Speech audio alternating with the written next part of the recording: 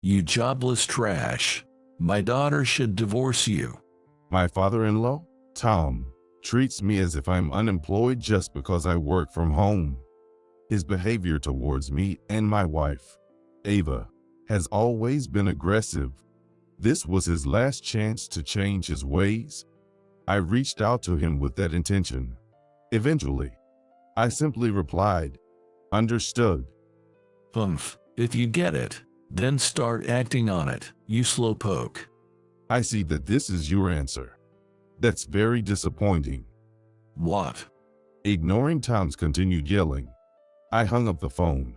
The next day, Tom repeatedly called my cell phone. It seems that he received a call from the main family house about this matter, indicating he was quite desperate. But it's too late.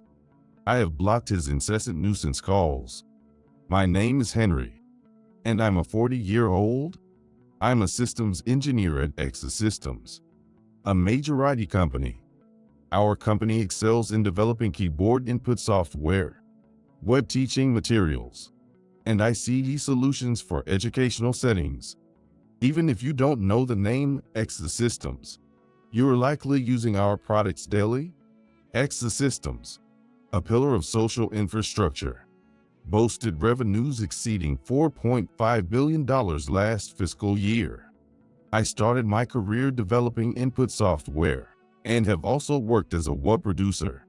Currently, I'm involved in system development for educational purposes in the Education Support Department. It's a sector our company is focusing on intensely. Sometimes, the work environment is harsh, requiring day and night effort. But being recognized for my abilities is genuinely fulfilling. Lately, I've been particularly passionate about my job.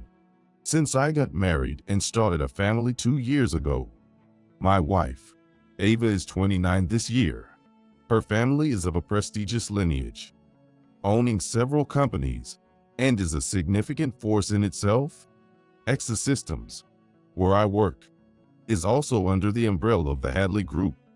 Meeting Ava, who is significantly younger than me, was possible through an arranged marriage. Ava's grandmother, Kay Hadley, set up our meeting after seeing my dedication at work. Incidentally, I took Ava's family name when we married, a common practice in notable families. But I have no regrets. I'm grateful to have met such a wonderful woman as Ava. However, there's one thing that bothers me. Ava has always had a terrible relationship with her father, Tom. Tom's control over Ava has been strong. Apparently ever since she was young, Ava has been unable to pursue her desired career in education because Tom wouldn't let her step outside her prescribed role. Living with Tom after our marriage, I've witnessed firsthand the extent of his control over Ava. Ava, a rare example of a quiet and cultured woman, seems unable to stand up to her father. Our marriage was made possible because Kay, concerned about her granddaughter's situation, took matters into her own hands. She was also present at the arranged meeting. Perhaps because of these circumstances, Tom's impression of me is the worst. To him, I'm practically a criminal for taking Ava away. Even if we moved away, I sense he would come after us. So I try to reduce friction as much as possible. I'm okay. I can handle unreasonable treatment. But more than anything, I want to free Ava from Tom's control. Despite my efforts, things were not improving. The change in my work environment sparked a movement.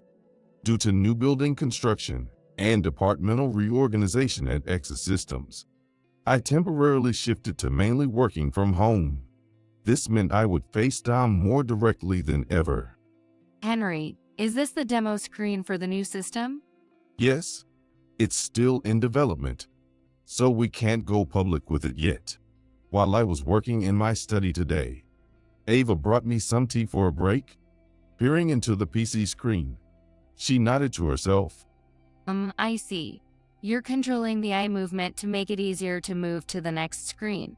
It seems like it would be easy for children to understand. Ava's comments were spot on. As a direct descendant of a prestigious family that has produced numerous business people, Ava is very talented, being able to grasp the key points just by looking at the screen. She would definitely give clear and understandable lessons if she were teaching. It's truly a waste that she's bound by her parents and not allowed to work. Just as I was thinking this, the study door was abruptly flung open. Ava, how long are you going to dote on that man? Come out right now. Father, I was just bringing Henry some tea. That man doesn't need your tea. Tom, with veins bulging at his temples, shouted angrily. He is Ava's father and my father-in-law. He's currently 58 years old. He seems to be an executive at a subsidiary of the Hadley family's business. But, although he's called an executive, he's always either off on so-called business trips that seem more like hospitality vacations, or indulging in golf. I hate to say it, but it's a situation where calling him a salary thief wouldn't be out of line. Apparently, he used to be competent at his job, but it seems he's become numb to the prestige of the family name over time. I thought Ava shouldn't be yelled at anymore, so I ushered her out of the room. Then Tom looked at me with disdain. Thinking you are something, using a computer as if you're a professional, even though you've been fired. Tom, as I've said before, this is remote work, and I have not been fired from my company. Tom adamantly refuses to let me call him Dad. Likewise, he has never once called me by my name. Don't lie, you thief. I know the truth. You're always at home during the day, and then you sneak out at night. If that's not proof of being unemployed, what is? I work from my home office during the day. The reason I went out at night was due to a sudden call for support from my workplace. Although I admit that having no distinction between day and night is a problem, Tom is way too lacking in understanding remote work. It seems he views me as scum, pretending not to be fired, even though he was. Being so disliked due to prejudice makes it hard to know how to respond correctly. You jobless good for nothing. You should just leave this house and Ava behind. Muttering to himself, Tom left the study. I leaned back in my chair and let out a deep sigh. A few days later, as usual, I was working from home and went down to the living room for a break. There, unusually, I came upon Ava and Tom arguing. Ava, wake up for once. He's no good. Father, you're always saying terrible things about Henry. He's not like that at all. Though her voice was soft, Ava clearly argued back. Tom seemed frustrated that Ava, who had always been obedient, wasn't listening to him lately. I stepped between them, of course, to stand up for Ava. Tom, please calm down. Stop raising your voice at Ava. You. Ava, thank you for speaking up for me. It's okay here, so go down and take a moment to relax. Ava seemed to have something to say, but I escorted her out of the living room. I then faced Tom. He was gritting his teeth, glaring at me fiercely. Ava's changed attitude is because you've been whispering in her ear, isn't it? I'll never forgive you. That's not true. It's because you, Tom, continue to overly control Ava. It's time you realize that. In my desire to protect Ava, my words grew heated. Trembling with anger, Tom suddenly pushed me. You think I'm the one restraining Ava? Ridiculous. There's no one in this world who understands Ava better than I do. It's that very attitude that's restraining her. Still talking? Fine. If you insist on saying that, I have my own plans. With that, Tom stormed out of the living room. I was somewhat taken aback, expecting more insults than that, but there was no way he would just back down quietly. The next day, it was a normal working day. I had planned a meeting with clients about the educational system we introduced last month. Meeting in person builds a different kind of trust than online meetings. although online is convenient. Some educators are not familiar with digital devices or systems and may feel resistant. Explaining the product usage and benefits carefully is also an important part of our job. I believe that these efforts lead to finding new clients. By the time the hearing was over, it was already evening. Allowed to go straight home, I headed back. But at the front door, I noticed something was off.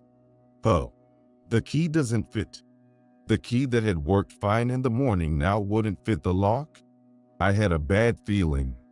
Just then, a voice called out from the second-floor balcony. What's the hurry? You look like a child who's been locked out. Tom, don't tell me you. Humph. I won't let someone who's corrupting Ava cross this threshold. There's no place for you in this house. Just leave, you incompetent. I couldn't believe it. He changed the locks while I was at work? What does Ava say about this? She doesn't want to see you. Poor thing, she must really hate living with you. Tom exaggeratedly shrugged. I called out Ava's name several times, but there was no response from inside the house. Something was clearly wrong. As I considered breaking a window to check inside, a message suddenly arrived on my phone. It was from Ava. I'm okay. Please contact me when my father is not around. The message included a phone number. Relieved that Ava was safe for now, I silently got into my car. Don't ever come back. Leaving Tom laughing uproariously, I drove off. In a distant parking lot, I called the number Ava had given me. It was her family's home number. When she answered, she shared something shocking. While I was at work, Tom had ordered one of his subordinates to forcibly take Ava back to her parents' house. The subordinate was a manager at the company where Tom was an executive. His repeated apologies made it clear he was someone who couldn't defy Tom. All this just to drive me out. Henry, please come to the Hadley residence today. There's a lot we need to discuss. Ava's words, laden with determination, made me nod, and I started the car. Ava's family home is the main house of the Hadley family, a distinguished family that leads some of the top businesses in America, serving as their headquarters. So to speak, the estate is correspondingly vast. It was my first visit to Ava's family home since we reported our marriage. Guided by someone who seemed to be a servant, I was directed not to the central building for receiving guests, but to the main house where the Hadley family members live. Henry, are you all right? Ava, I'm relieved to see you. I was worried about you. Ava greeted me at the entrance of the main house. Given that she had been forcibly taken away, I was worried about what had happened to her, but thankfully she seemed unharmed. But why would Tom do something like this? I think he's trying to separate us. He said that a mongrel and incompetent man like me has no place in the prestigious Hadley main house. He expected that I would be turned away at the gate. I thought to myself that I had been guided here quite politely. Then, a woman came from the back. Mongrel and incompetent. Really, who is he to say such things? She stood straight, impeccably dressed in an elegant one-piece. I quickly greeted her. It's been a while, Kay. I'm sorry for the trouble I've caused. You needn't worry about that. Come in, please. Those were the welcoming words of Ava's grandmother, Kay. At 73, she showed no signs of her age. She is the current head of the Hadley family. I was led to the parlor and sat across from Kay, with Ava sitting next to me. Kay sipped her tea with a somewhat exasperated expression. I asked, earlier, you mentioned mongrel and incompetent. Who does he think he is speaking? What did you mean by that? Well, it's about time I tell you about Ava's stepfather, Tom. Ava's stepfather? Kay began to explain. It turns out Tom is not actually related by blood to Ava. He became part of the family through an adoption arrangement. So, he is Ava's stepfather. Ava's biological father died in an accident before she was old enough to remember. Her biological mother, Mary, has always been frail and is currently recuperating in a facility. Concerned that the family line might end, the Hadley family welcomed Tom as a son-in-law when Ava was still young. At that time, Tom, a so-called energetic employee, seemed like he could lead the frail Mary and young Ava. It appears that judgment was a major mistake. Kay muttered with a heavy sigh. I looked at Ava. Did you know about this? That Tom was your adoptive father? This is the first I've heard of it. I only found out recently. The plan was to have a proper discussion once I came of age. But given the poor relationship I have with my father, my mother and grandmother were hesitant about when to tell me. If the rift deepened, I wouldn't know how my mental state would cope, nor what father might do next. I see. That explains it. Perhaps Tom clings to Ava so much because he feels insecure about his position. As long as he controls Ava, he can feel like a part of the Hadley family. If you ask me, that's outrageous. Then Ava, with the resolve in her voice, said, Grandma, I can forgive my father for this. I'm not his puppet anymore. I want to make that clear to him. Well said, Ava. You've become so strong. Maybe it's because you're with Henry. After smiling gently, Kay looked at me. Henry, could I ask for your help with something? Yes, I'll do anything I can. I want Ava to be free too, I answered firmly. Then we began to plan our resistance against Tom. Ava was surprisingly proactive at this time. It seemed she couldn't tolerate what had been done to me any longer. Allowed to stay in the main house for a while, I called Tom the next morning. With Ava by my side, this call was intended to be my final ultimatum. Hello, Tom. This is Henry. I'm calling today because there's something important we need to discuss. You again. It's useless to ask for forgiveness now. You are not suitable for Ava or the Hadley family. Know your place. Tom, your methods this time have been too rough. It's unforgivable to involve Ava like this. I'll say this only once. Apologize to Ava and change your ways, Tom. You bastard. Are you with Ava right now? Unforgivable. You good for nothing. Tom flew into a rage. He ignored my warning and continued unilaterally. You jobless trash. Divorce my daughter. As long as you're around Ava, I'll keep tearing you away from her. His yelling was so loud that Ava next to me heard everything clearly. I nodded at Ava. Ava nodded back firmly. I responded, understood. Humph. If you understand, then act on it, you slowpoke. Don't think you can rely on the main family. This is all your fault. You're the one to blame for everything. You pay all the alimony, you understand? I see that this is your response. That's very disappointing, Tom. What? Ignoring Tom's continued shouting, I hung up the phone. Ava spoke up. Leave the rest to me. It may be too late. But are you sure you're okay with this? It doesn't seem like your style. No problem. Grandma is with me. Besides, I want to show that I've changed since meeting you. Ava said this with a bright smile. The next day, as I was driving to work, I noticed a call from Tom. Ignoring it, my phone kept ringing nonstop. It was an absurd amount of calls.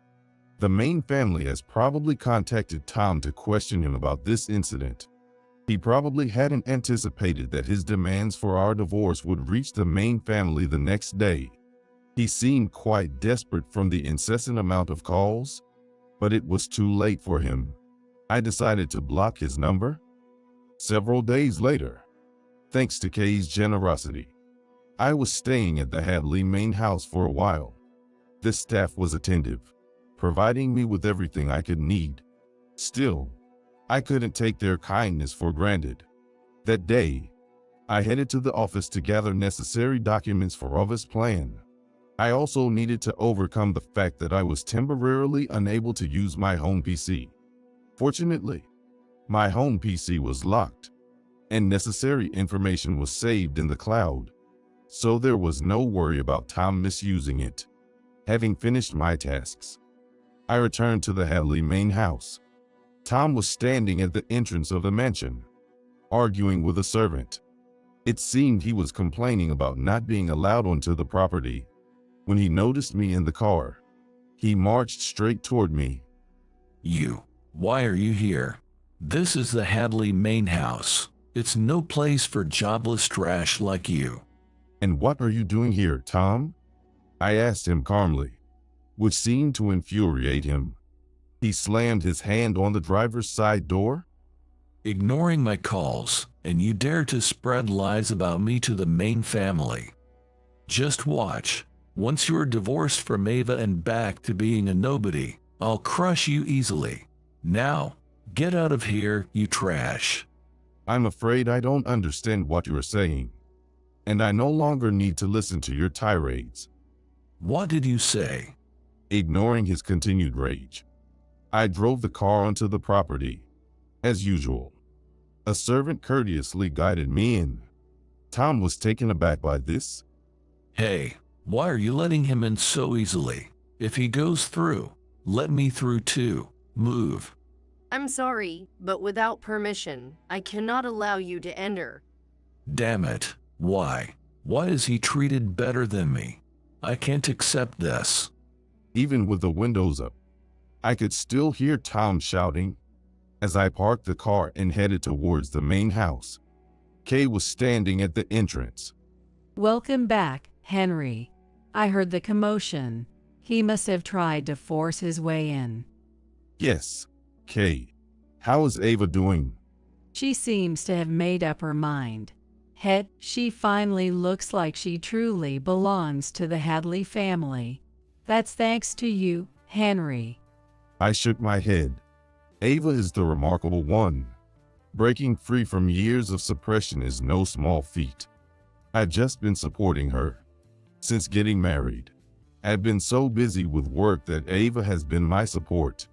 Now it's my time for me to support her in pursuing what she wants to do. I gripped my briefcase tightly. Kay noticed and nodded.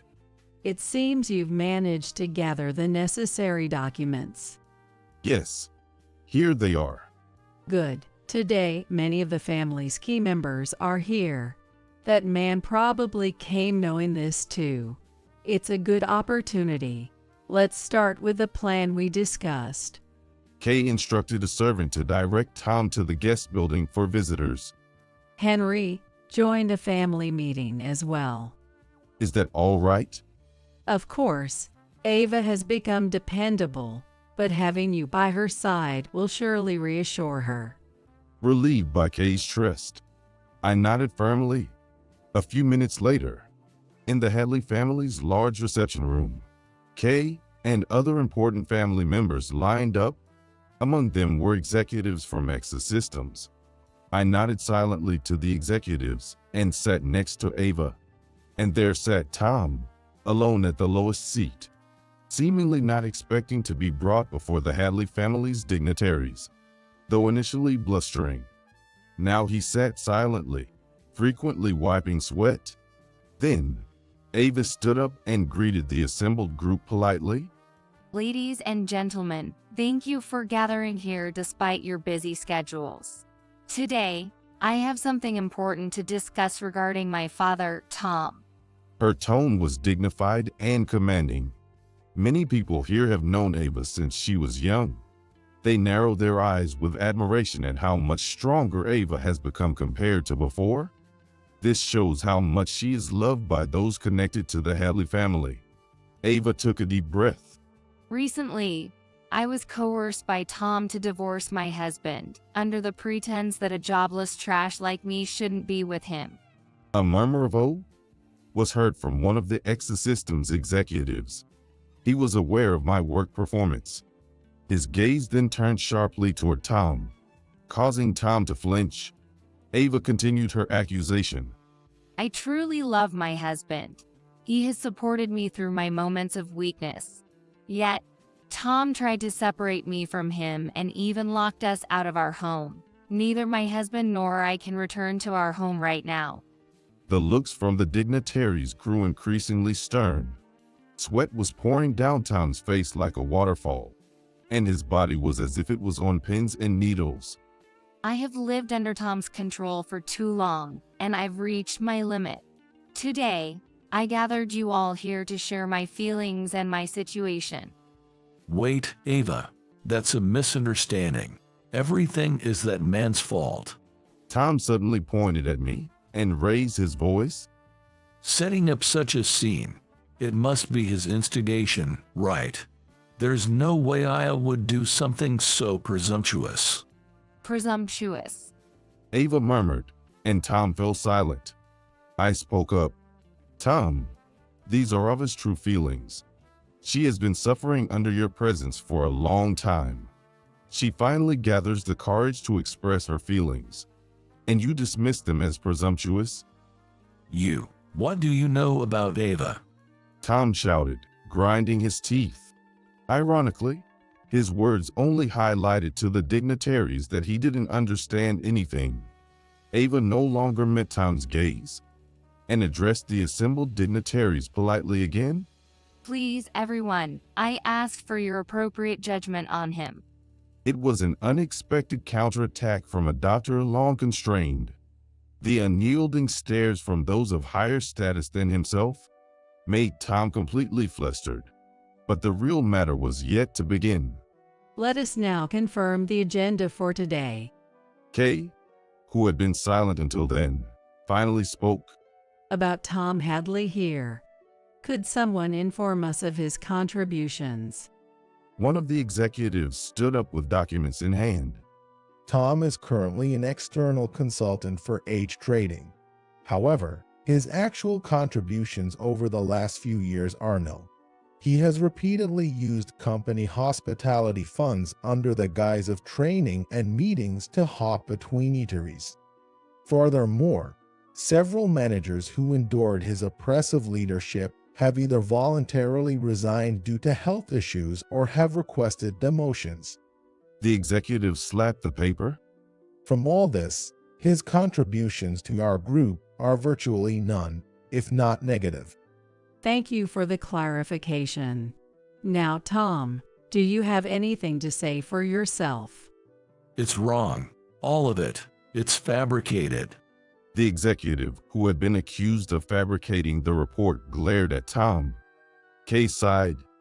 No valid counter-argument. Well then, let's make a decision.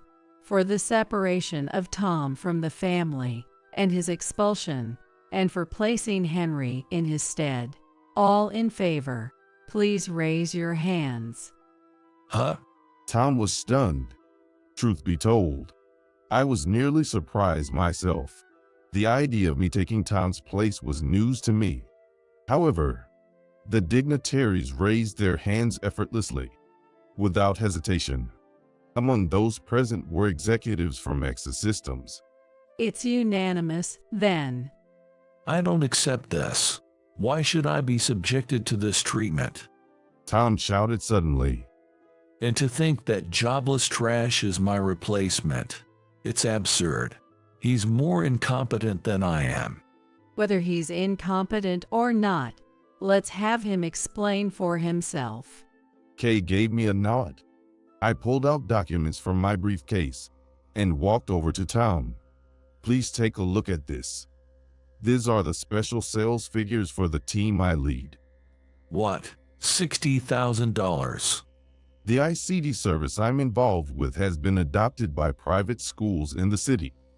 Thanks to its positive reception, we've received several inquiries from clients interested in implementing the service, and sales are expected to continue growing. Tom's hands trembled as he held the documents. Kay said with a wry smile, $60,000 a month. That's about 10 times what you made in your heyday, Tom. And yet, you still consider Henry less capable than yourself. Do we really need an advisor who can't properly assess performance? Tom could only grunt, his face red with anger. Kay then declared again, "We will expel Tom Hadley from the family." A servant grabbed Tom's arm to lead him out of the mansion. I said to Tom, "You were a shackle on Ava. That ends today. From now on, Ava and I will live freely." Damn it. Tom was forcibly removed, leaving behind a frustrated scream. Afterward, Tom was officially divorced, and Ava's adoption was annulled. Without the family's backing, he was also dismissed from his advisory role at H Trading. Having misused his power for so long, Tom was no longer capable of holding down a job and suddenly found himself without any income, his excessive pride being his downfall. He moved out on his own and is now living a destitute life in a cheap apartment, scraping by day to day. Meanwhile, I was appointed head of the Education Support Department upon the completion of the new company building. Leveraging my expertise, I've also been promised a future advisory post at H Trading. Ava started working as a web instructor using the system I developed. Now engaged in the education sector she always admired, she is thriving daily. Her refined demeanor and inherent abilities quickly made her a popular instructor. Ava, who had been constrained for so long, was finally living freely. I felt increasingly proud of my work, knowing that the system I created was helping someone so important to me.